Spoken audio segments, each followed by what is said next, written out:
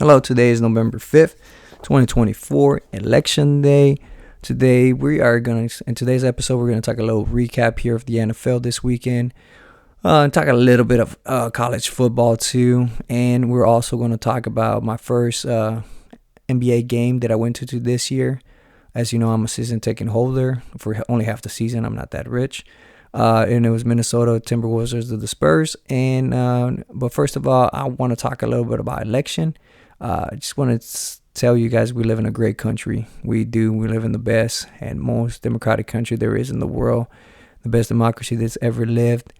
Go out and vote. If you're registered to vote here in Texas, go out and vote. It's a staggering number of, 22 million registered voters here in Texas, and only 49% of them voted on the last election. Or let me rephrase that. Only 49% did not vote on the last election. So that's a big ass number there.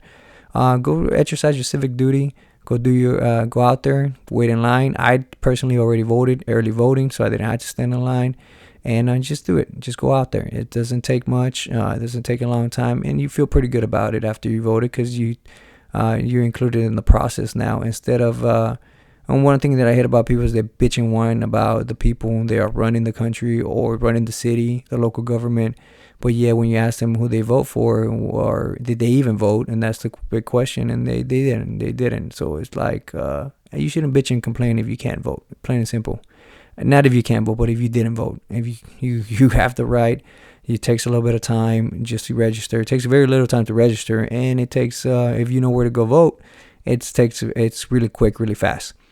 So we'll get back to over here to what we wanted to talk about in that sports. I'm going to talk a little in depth here about the San Antonio Spurs.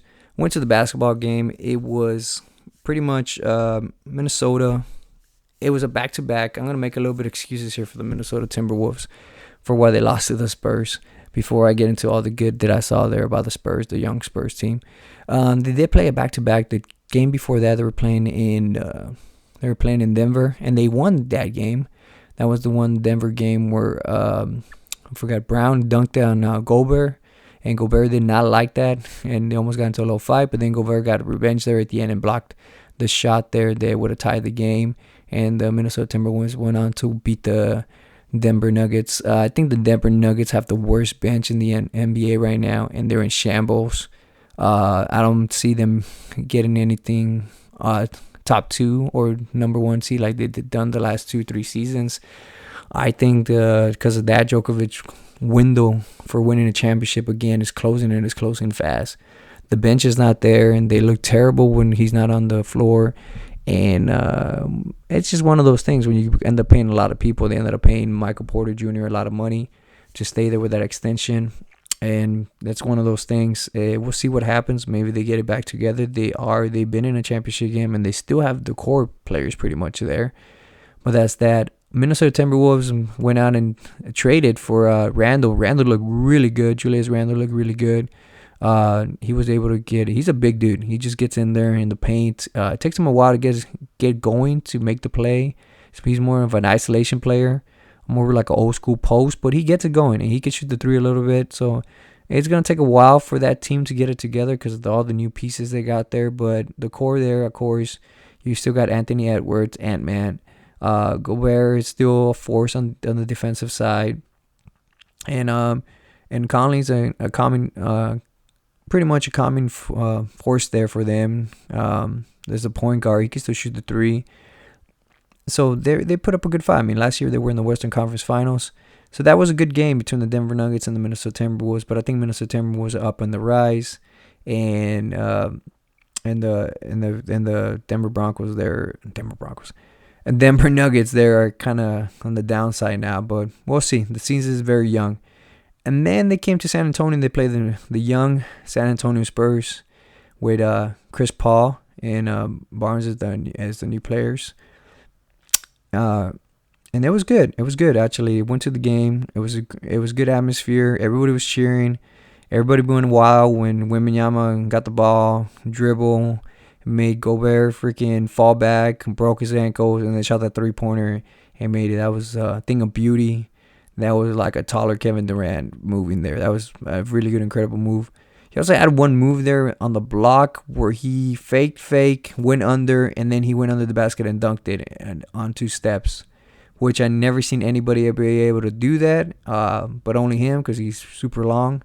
So he was able to do that, and the defense was on another level. I mean, the defense, I think they're ranked, after that game, they're ranked number 3 in the whole NBA, only behind, I think, Oklahoma City Thunder are up there. I can't think of the other team that's above the Spurs, but they're number 3 in defense, and I think defense wins championships. I think Greg Popovich, hopefully he gets better. He got a little sick there and couldn't coach this game or the Clippers game last night. Yeah, last night the Clippers play.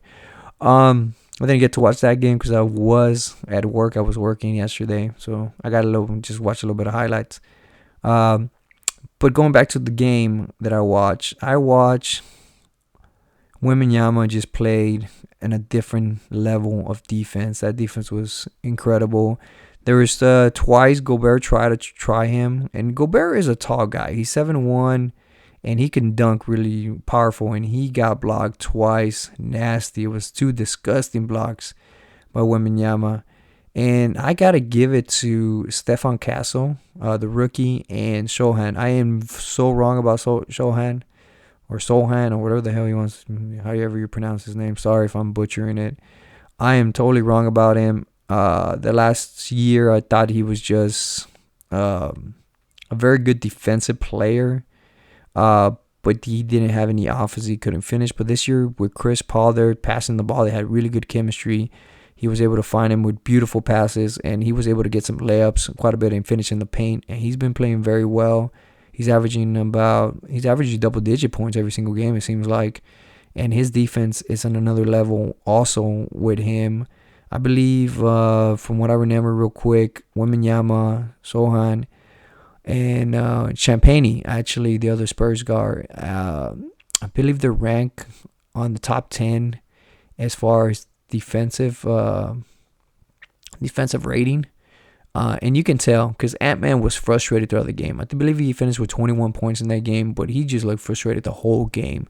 There was a point where he challenged Stefan Castle. They went at it one-on-one, and Stefan Castle kind of broke his ankles a little bit, got past him. He couldn't finish the layup, and now the crowd would have gone super wild. But you could hear the crowd, whoa, whoa, oh, and then because Ant-Man was talking shit there, but I think Stefan Castle gained a lot of respect from the opposing team. And Stefan Castle looks like the real deal. He looks like he is probably the second best player on the Spurs in the next year or two. He's going to be the second best player, of course, to Wembanyama. I did see a little bit of Devin Vassell warming up, so it gave me hopes that he was going to play this game, but he was just warming up. He was shooting shots, and I was like, damn, if he could shoot like that in warm-ups, and he could shoot at least half as good as he shot in warm-up, or even a third of what he shot in the warm-up and warming up, Spurs are going to be pretty scary. The offense would get better. He was shooting about 3-4 feet from the three-point line. He shot about 10 shots from what I remember. He only missed one. I think he missed the second one, and then he drilled on the next 7 in a row. Just swish after swish after swish. It was pretty cool to watch, actually. The only other player that I can remember making that many three-pointers in a warm-up was where Curry was here with the Spurs last year, and he was warming up because that looked pretty good. And I was like, damn, if he can do that in a game, it's going to be pretty damn scary to watch the pick and roll between him and Wembanyama. It seemed like the Spurs got a little bit more besides the defense, and they attacked the paint quite a bit. I got to admit, I was very impressed with Keldon Johnson. Keldon Johnson there really went at it. Gobert about 3 or 4 times he went at him. Went at him. Like, he was not scared that he was going to get blocked or anything, and he made every single shot. That was the crazy part about that. It looks like Keldon found, I think he made 2 3-pointers in that game also. So he looks like if he can find his outside shot again, it looks him on the Spurs, him and Stefan Castle look like the 2 players that if they want to get to the rim, they're going to get to the rim no matter what, like off the dribble. He looks a lot quicker now that he lost a little bit of weight there. He looks a little slimmer. He can really get his quickness that picked up. Stefan Castle, on the other hand, he looks like he's not trying. Like, there's no effort when he dribbles the ball. He has really good handles for a rookie. Because at one point, like I said, when it was Anthony Edwards and him playing against each other there towards the end of the second half, he took him. And Anthony Edwards is not a guy you sleep on defense. Like, he's pretty good on defense. Anthony Edwards, when he wants to play defense, he could shut a player down. But that was pretty cool to watch. So it's exciting times for the Spurs fans. I'm really excited. Now, last night I have no idea what the fuck happened. From what I remember, I was out on a run. I was out on a call, and the Spurs were leading by almost 30 points in the first half, and they were still leading in the third quarter by a good double digits. And then next thing you know it, they lost, and I was like, what the hell happened? So apparently Sohan went out with a thumb injury, and the defense just went to shits after that. So Sohan might be the glue to that defense as far as effort, because he does put in a lot of effort. I got to admit, he is. And I like a player that tries. He's putting a lot of effort and a lot of work. So we'll see what happens. Hopefully he gets better and he gets good and we play a lot better. But just a quick reminder, I mean, last year the Spurs won their 4th game of the season to the 24th game of the season. Like, they took them 24 games last year to win 4 games. This year they're already at their... Well, yesterday was the 7th game. So if they win on Wednesday coming up tomorrow, that'll be their 4th win in 8 games. So that's pretty good. They're doing pretty well. My expectations for the Spurs are that they're gonna probably they're gonna be a lottery not a lottery team, but I think they're gonna be in the playing game. I think they finish there in the 8th, 9th spot, and they get into the playing game. That's my expectations for them, but that's my floor for them. My ceiling for them, I think if they get their shit together and get these turnovers done, and Devin Vassell really makes that difference on offense, I think they could finish 4th or 5th in the playoffs, and they can really scare some people in the playoffs. Because I think with Greg Popovich as the head coach in the playoffs, he's been there a lot. Chris Paul's been there a lot, quite also. And Wembanyama has that hunger to win, and so does Stephen Castle. You can tell Stephen Castle is very hungry to win, and he'll do anything. And it looks like the team is in that kind of mode that they'll do anything to win now. They're like in a kind of like a little win mode situation. Like, you could tell Keldon Johnson, I guess they finally figured it out last year towards the end of the year. They're like, yeah, Wembanyama's the alpha. He's the guy, and we got to stop fucking around and try to show off and try to, intimidate him because he was a rookie. Yeah, clearly he is the best player. And if I was to rank really Wembanyama, like, as far as just rankings, not saying potential, but just rankings as far as top players in the NBA right now, I would say he's top 10 for sure. He is top 10. He's up there, top 10 right now. Now, potential-wise, he's number 1. I just don't see any other player in the future, even Luka Doncic, because he always comes in freaking heavy, and I think he drinks a shitload of beer there. The guy from the Mavericks. I think Luka does drink a shitload of beer, and that's why he always comes in heavy and out of shape. Joel Embiid, that's a different story. That guy is always out of shape, and I think he's injured this year. That's why they haven't played. But that's my quick Spurs take on the game. It was incredible. I can't wait. I'll be going to the next home game coming up, which is, I believe, Thursday. Thursday, I'll be there at the Spurs game again. Maybe I'll do a quick recap of it Friday, since I noticed this is actually taking quite a bit of time. But that's the way it goes sometimes. Sometimes I get really excited about the Spurs, and hopefully I'm right. Hopefully I'm right about them. So we're going to go real quick into college football, what happened this weekend. This weekend, pretty much nothing really that great. As far as right now, the AP top 25 is as follows. Oregon number 1, Georgia number 2, Ohio State number 3, Miami number 4, Texas number 5, Penn State number 6, Tennessee 7, Indiana 8th, BYU 9th, Notre Dame 10th, and Alabama 11, and Boise State 12.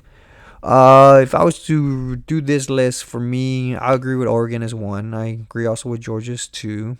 Ohio State, I do agree with them as 3.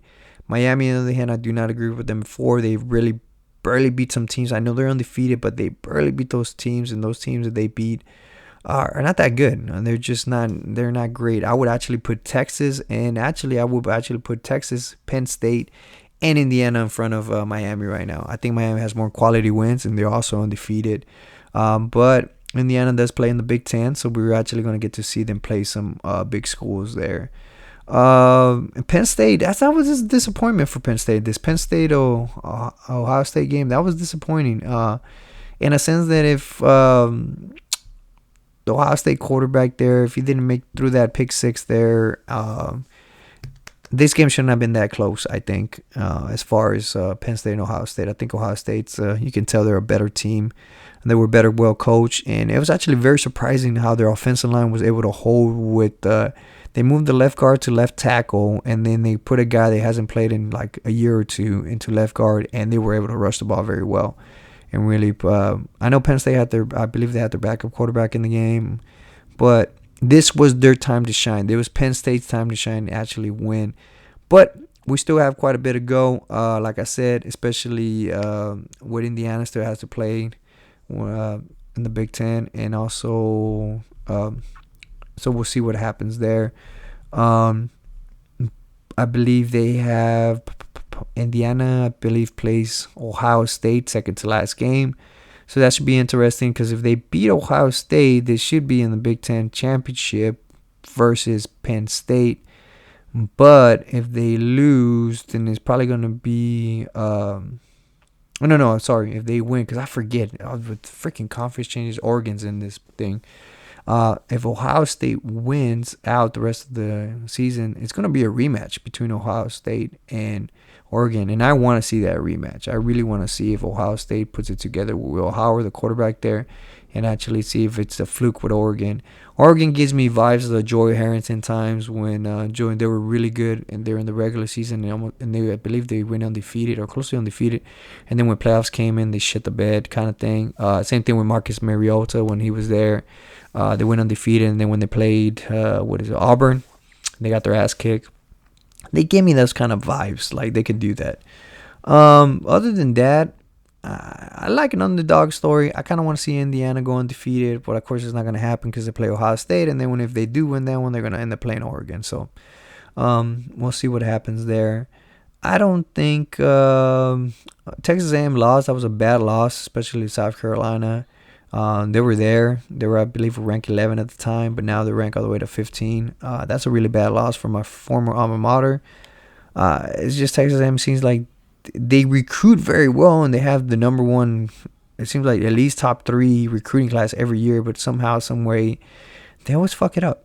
And they cannot get it together. A lot of good names have come out of Texas A&M. You got Myles Garrett, Von Miller, Mike Evans. I'm not going to say Johnny Manziel, because Johnny Manziel was an average quarterback. He was just throwing to a great receiver in Mike Evans. Hall of Famer, pretty much. Other than that, Miami, I feel like Miami eventually is going to lose, and they're going to be out of the top 10. I just don't see them winning.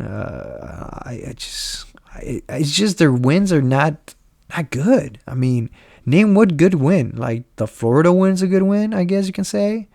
But they almost lost to an unranked Cal, 39-38.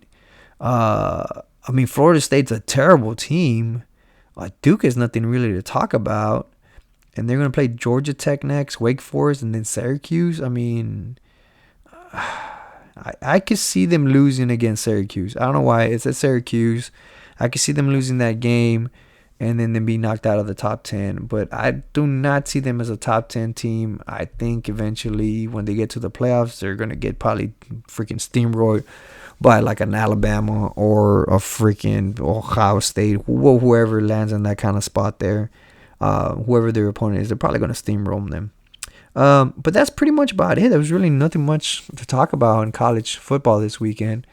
We're going to move on to the NFL. The NFL, as you know, is my bread and butter. I love talking NFL. I am a Cowboys fan. Unfortunate this year. It's terrible. Season's over, guys. If you're a Cowboys fan, season is over. Not because Dak Prescott got hurt. Dak Prescott fucking sucks. Either way. Even though you can read it off his lips, he says we suck or something like that. Not we. It's you. You fucking suck. It's just, it was terrible. I mean, it was hard to watch. It was actually very hard to watch that game. Oh, I could go over so many plays there, but it was terrible. I think they win 4 They had 4 turnovers on 4 and outs on a punt where the guy wasn't even open, but he just threw it, and it looked like the guy wasn't even looking for the freaking ball. And I thought to myself when I was watching that before they punt, like, I could see a fake punt, but that was a terrible execution of a fake punt. Um, you have that. You have where Trevon Diggs on that touchdown play to the Kirk Cousins threw to the wide receiver number one. You could see Trevon Diggs, who was the cornerback there. He was just running around with his head cut off, it seemed like. He was confused on where the hell to line up. And I was like, Mike McCarthy should call timeout and regroup the defense. They clearly don't know where the fuck are they going at. And that's exactly what happened. They ended up freaking hitting each other, getting each other's way, and the receiver was wide open, and they threw an easy touchdown for Kirk Cousins. That was crazy. I think there's also a play where the Cowboys only had 10 players on defense in one play. I mean, we're talking about the reverse there with or the jet sweep, as most people call it, with CD Lamb. That was a terrible play. I mean, they didn't even get the blocking correct on that one. It was pretty bad. The only bright spots I can think about is Audrey. Audrey's clearly the best player on this Cowboys. The kicker is clearly the best player on the Cowboys. But then again, kickers are not football players, in my opinion. They got one job and one job to do. They got to memorize one play only, and that's kick the ball. Nothing else. Unless they go for a stupid fake, but they can't even execute that because we just saw what the punter tried to do. It's terrible. And then Dak Prescott got hurt, which, I mean, they weren't going anywhere anyways. With Dak Prescott, they might have won another 2-3 games, but you never know. My hopes is pretty much, I don't think Mike McCarthy will start Trey Lance, but I will hope to see Trey Lance just for the simple reason, just to see what he has, see how he can play, make some plays for him, call some plays, simplify the playbook, and really see him run or involve him with a lot of running plays. Kind of like what the Packers did with Malik Willis there. They condensed the playbook and they really got him a lot of running plays, and he looked good. And it's hard to say because before that in Tennessee, he looked like garbage. I would like to see that with Trey Lance. Zach Martin on the Cowboys, the right guard, I think he's hurt. I really think he's hurt. The other thing could be is, like, did he fall off that fast, that hard? I mean, we're talking about all-pro guard, probably a Hall of Famer, I believe, at guard, and he just looked terrible again. McNeil, the game before against the Detroit Lions, embarrassed him, and in this game, I saw a lot of plays where he wasn't blocking correctly, and it was terrible. Even when the play was supposed to go the Cowboys' way, which was the one I'm talking about, and what encompasses pretty much a Cowboys fan's feelings, is that touchdown that Dak Prescott threw to Rico Dowd. And from what I remember on that play, Dak Prescott got pressure, so then you're like, fuck, there we go, they suck. And then he gets out of the sack. You're like, oh shit, there he goes, great, Dak Prescott's good. And then he like, run it, just keep running. But then he throws it, and you're like, oh shit, okay, that's a good throw. And then the receiver's open, which is Rico Dowd, the running back, and they hits his hands, and they go off his hands. And of course it goes off his hands because he fucking can't catch the ball. Like, nobody can catch the ball apparently. And then it goes up, and like, it's gonna get intercepted, but it doesn't get intercepted, and then he catches it, so you get happy again. So it's a roller coaster of emotions, pretty much. That's how every single Cowboy season goes through, up, down, and it ended up with an up there, but we all know what happens at the end. It goes down. It ends up feeling down. That's pretty much how I feel about the Cowboy season every year. So many freaking emotions. They can never keep it steady. That was terrible. That was a terrible, terrible game to watch, and it's pretty much over. I don't think this is going to be over. I know that they traded today for, if they could believe, they had like a 4th or 5th rounder for Mingo, the wide receiver, but we're talking about a freaking wide receiver that's ranked 126 out of 126 when trying to get open as a wide receiver. That's how he's ranked in the last 2 years. That's terrible. If last time I checked and they were getting criticized, the Cowboys were for the receivers because they couldn't fucking get open. And you're going to pick up the fucking player that doesn't get open at all? Like, I don't know. I don't know what the hell is going on there. Well, I do know. I've said it for many years, and I'll keep saying it every fucking year. Jerry Jones is the fucking problem. He will always be the problem. to either he sells the team or the other one he's 6 feet under. But he's always been the problem. He will always be the problem, but nobody sees that. Everybody keeps fucking thinking that they're going to do something, but they're not. And it's frustrating. And which at the same time, in a good way, the season's over early. So it's kind of like, doesn't give you any hope. So I'm kind of happy. Even though we're not halfway through the season, I'm kind of happy in that way. I don't have to stress out about the games anymore. On a silly bet that I make that they were gonna have a better record than the Bucks. That bet already bit me in the ass 3 weeks later. But that's about it on the Cowboys. Cowboys season is over. Jerry Jones is a fucking clown. Dak Prescott sucks too. Let's be real. He sucked really bad this year. And we'll see what happens. Maybe who knows? We all know the Cooper Rush is when it was like he started 6 games or 8 games, and he was 7-1. So we never know. But that's just optimistic me. But in reality, I know that it's over. It is over. I don't even know why I'm telling you that and getting your hopes up. It's over. Pack it in, and hopefully Cowboys get a top 10, or maybe even fucking just tank and get a top 5 pick and see what happens from there. Other notable games this weekend, of course, was the Lions versus the Packers. That was a great game to watch. If you're a Lions fan, in which I am a fan of the Lions. I'm a fan of Dan Campbell. I'm a fan of Aaron Glenn. They used to play for the Cowboys. Of course, Dan Campbell came out of Texas A&M. I like the way he coaches, real gritty, real smackdown kind of football. Don't give a fuck. Let's do it old school kind of way. I like that. The only thing that I don't like about him is that sometimes he needs to chill out with the 4th down freaking calls. Like, just take the points. I think that's what hurt him last year in the NFC Championship. Like, just chill out. Just take the points. If you take the points, you win the game. But other than that, Jared Goff has been very impressive. I believe he leads the NFL in completion percentage. And he's like 2nd or 3rd in passing yards. So he's been looking very well. Another big issue, or the really big deal on this game, was that the game was a bad weather game. It's outside. If it's the first outside game that the Lions have played, could they keep up the scoring? Can they keep playing the way they're playing? And they did. They answered that. Another great thing for the Lions that I like that they're doing is that they signed Smith. They traded for Smith out of Cleveland. If you're a Packers fan, you remember Smith. He had like 13.5 sacks and 15 sacks when he played for the Packers, and then he moved on to somewhere else. If you hear that's my shaker. I'm gonna take a quick drink.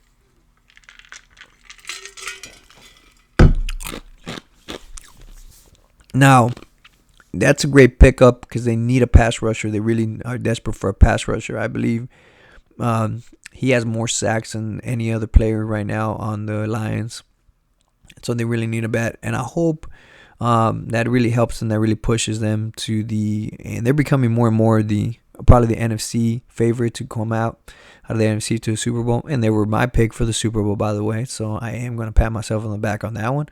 But we'll see. That's, like I said, we're not even halfway through the season. But that was an impressive win. Jordan Love looks hurt. He would look hurt in that game. And he threw a stupid-ass pick again. Pick 6 like he did against the Rams. But then again, you got to remember, he's only a second-year starter. And it says this is his 2nd year starting. I know he's been in the league for a while, but this is only his 2nd year starting. So he's he's been injured. And it looks like he re-injured his groin again, which is kind of scary. Like I said in the previous podcast, that's kind of worrisome if you're a Packers fan that he's been hurt quite a bit this year.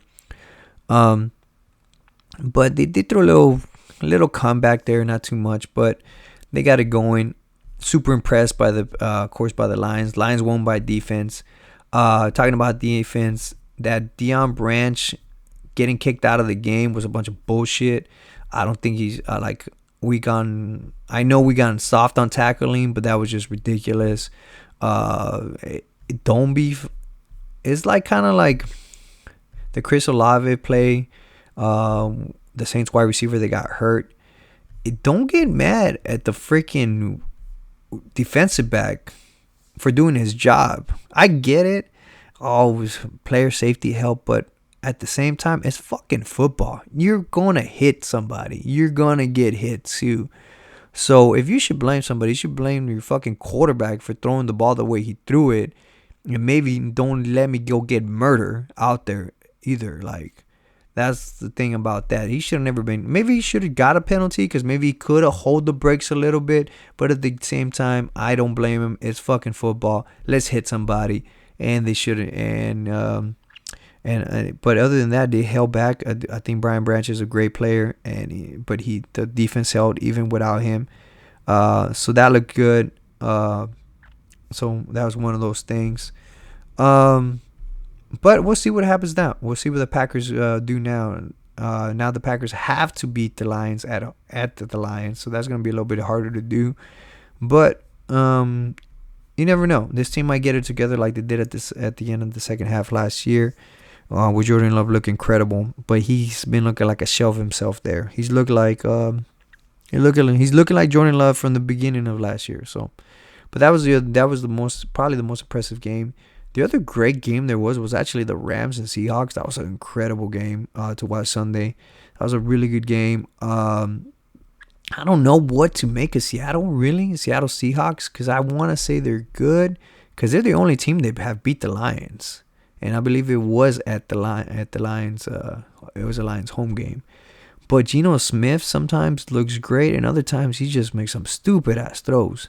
Like that pick six, they went 103 yards. I don't know what the fuck he was looking at on that play. Who the hell he was looking on that one? It looked like he just chunked it up there and did not realize that there was defenders there towards the middle. It wasn't in the middle of the field, but it was kind of close to it, and then he got picked and it got took off. Then the man can't even make a damn tackle to save the damn touchdown.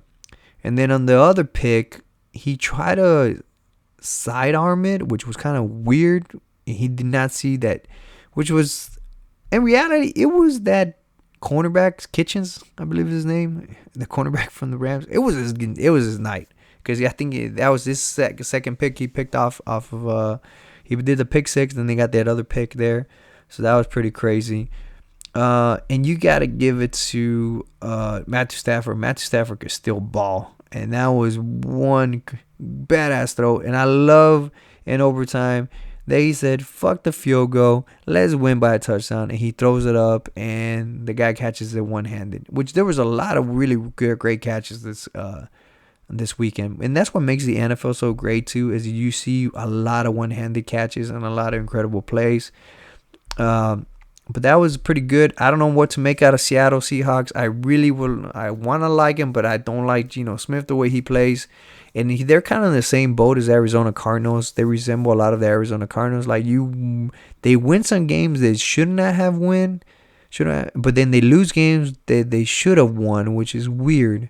I don't know what to make of those two teams. They're kind of in the same kind of thing. I do like the Rams. The Rams is getting better. Their defense is getting better, and as they get healthier, which Puka Nacua got ejected for some dumb shit, for throwing a punch, but I guess they're going by the letter of the law on that one, and they had to kick him out. But a healthy Matthew Stafford with his two weapons, with Cooper Kupp and Puka, and then the running back there, and they're looking really well, and they're looking really good. They look a lot different than a month ago when they looked dead in the water. Now they are, I believe, one game behind first place there in the NFC West.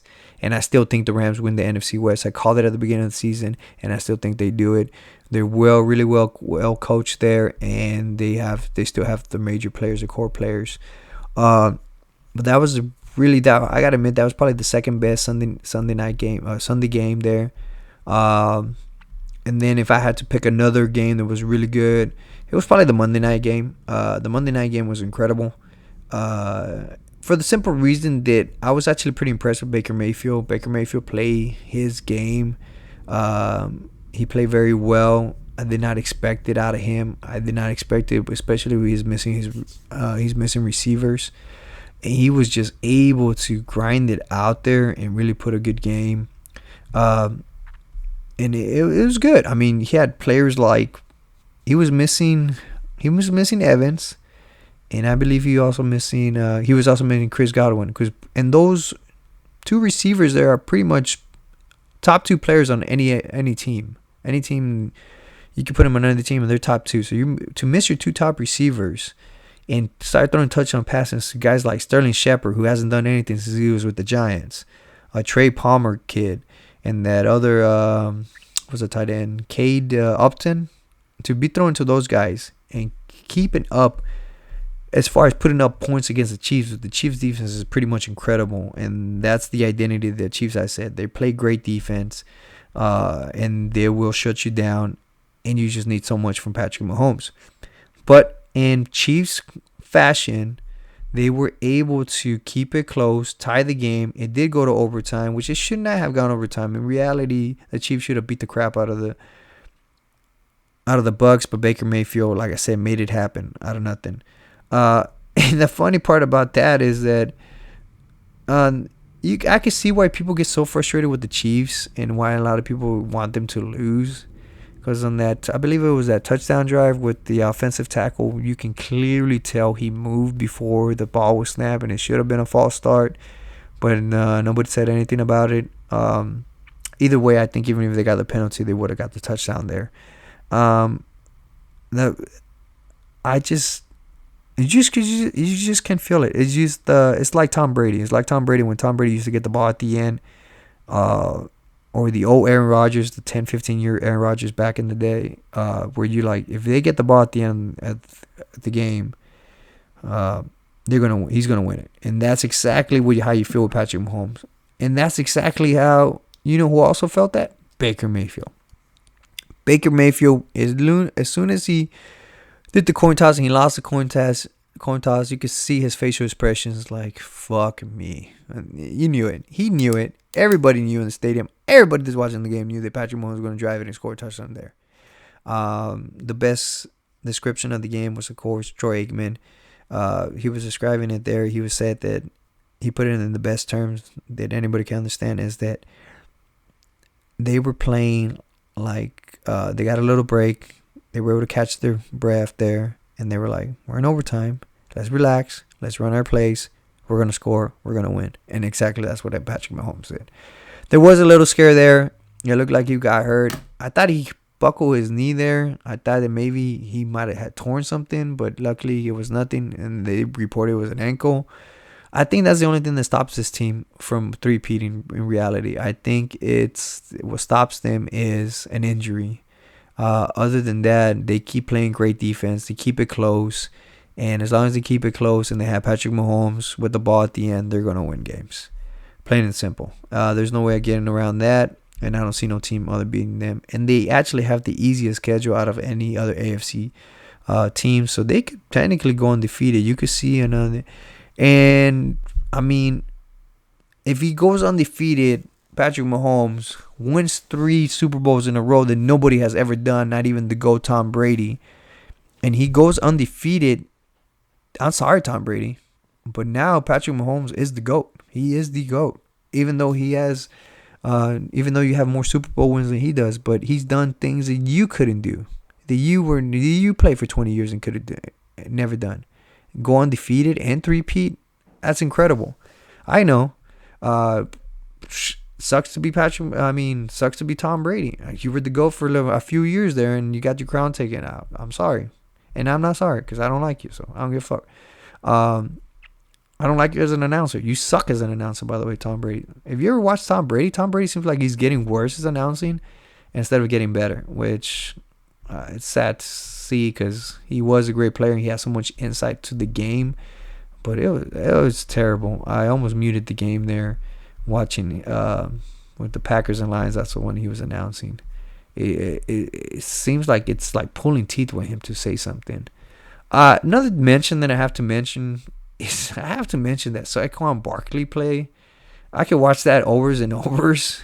That was incredible. He catches, he spins, and then he hurdles over somebody, but he hurdles them backwards.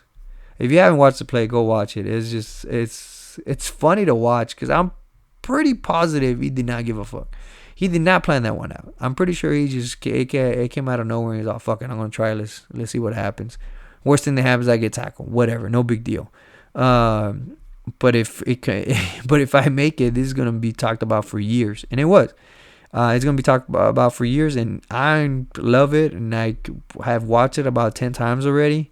And I hope you do too. It's an incredible play, even though it's not a touchdown or anything. It's just for him to be able to do that in the football field while players are trying to tackle him. I mean, these are professionals against professionals, and he's able to pull it off. That was incredible to watch. That was just incredible and kind of funny at the same time. It looks like Philadelphia is back. It looks like they got their shit together in the last month. It looks like they're well. I'll say this with a grain of salt. As long as AJ Brown, his injury is not a big deal. It looks like once he came out of the game with that injury, they lost a little bit of firepower there. And I mean, in reality, if they were playing a better team and a team that actually had some quarterback that was competent of bringing them back, they could have lost that game. And it almost felt like they were going to lose that game, but Nicole Dean, Nakobe Dean's interception there was another level too. Yeah,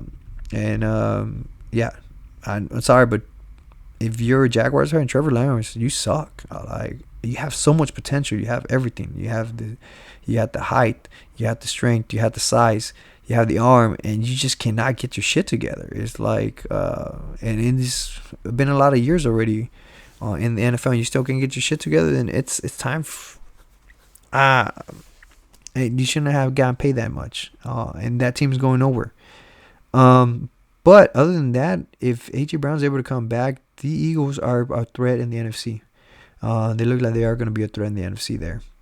But that was I had to mention that play. That play was incredible. It was good to watch there. Other than that, that's pretty much about really it in the recap. There was really nothing else that stood out in this weekend. Well, I guess I can mention Tua coming back. With Tua coming back there to the Miami Dolphins, the Dolphins actually look pretty decent, and they lost to the Buffalo Bills. But what scared me about Tua there was that there was a few times where you watch him scramble and you are just holding your breath in a sense of like, please do not get killed. That's one player that I'm actually really concerned when he runs as a quarterback. Other quarterbacks, not too much. Kyler Murray, he's tiny compared to normal quarterbacks, but he's quick. He's able to get out of tackles or safety-wise. But Tua is just like it's weird to watch him run because you feel it. You can almost sense it that he's about to get destroyed and get another concussion. And you don't want that for the kid. You really don't. That was the other one that stood out there. But I don't know. I hope everything's well with Tua. I hope he's healthy, and I hope he really would wear that Guardian helmet so it'd be much safer when he plays out there. But that's about it. The worst loss probably this weekend. It was really terrible. It was probably, well, I don't know. It depends how you feel about it. I mean, if you want Bryce Young to actually play well and do well, he looked happy and the Panthers were able to beat the Saints. Then that was probably the worst loss for the Saints, but in a sense, the Bryce Young thing is he looked happy, he looked better, he played better. You kind of want to cheer for the guy. Like, I like the guy. I really do. I think he's a great quarterback. I just think he's too small for NFL. And that's about... Oh, we'll talk about rookie quarterback, Caleb Williams. Caleb Williams, it looks like the Bears went back to just letting him get destroyed. They were not blocking at all. It looked terrible. I watched some of that game, and they could not block again. It was crazy to watch. They forgot to run the ball, and they had a good running back in Swift. For a while there, Swift was the second leading rusher behind Derrick Henry for like 2 or 3 weeks, and all of a sudden they just forgot about it. I think the coach, I said it before, I think the coach needs to go. The head coach really needs to go. And then it goes to show you again that if you're going to really invest in a rookie quarterback, you really need to invest in the offensive line. They did invest in wide receivers and weapons for him, But without offensive lines to block for you, I mean, there's no point in having wide receivers. You might as well not have wide receivers because the ball's never going to get there.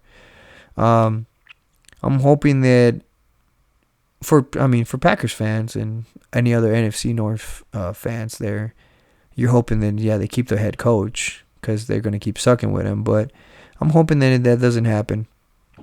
And that's about it. That's a quick recap on that.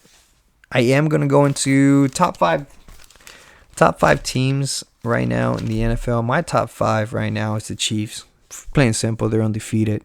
They look like they're the best defense there. So till they lose, I'm not going to move them below number 1. They're number 1. Number 2, Lions. Lions make a big leap there. They look very good. They passed another test on being able to play outside football.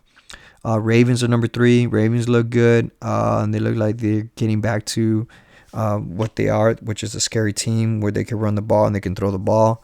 Number 4, Bills. The Bills look, I know they barely beat the Dolphins, but they're looking better. They are 6-2 right now. And if you're going to end up playing the Buffalo Bills if the Buffalo Bills end up getting a home game in the playoffs, it's going to be scary because it's just a lot of snow and the Bills know how to play. Number 5, I'm going to have to go Commanders. Right now, they're playing very good. They're playing really good team ball. They got Lattimore right now. They traded for cornerback Lattimore out of the Saints, so their defense is going to get a little bit better. Their secondary, and they're looking good.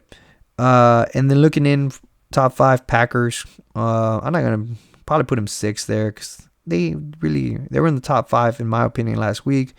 They've fallen just a little bit, but they were playing the best team in the NFC right now, and that's the Lions. Eagles are probably number 7. They're looking in also in top 5. They're getting better. If A.J. Brown comes back, they're going to be a pretty good contender there in the NFC.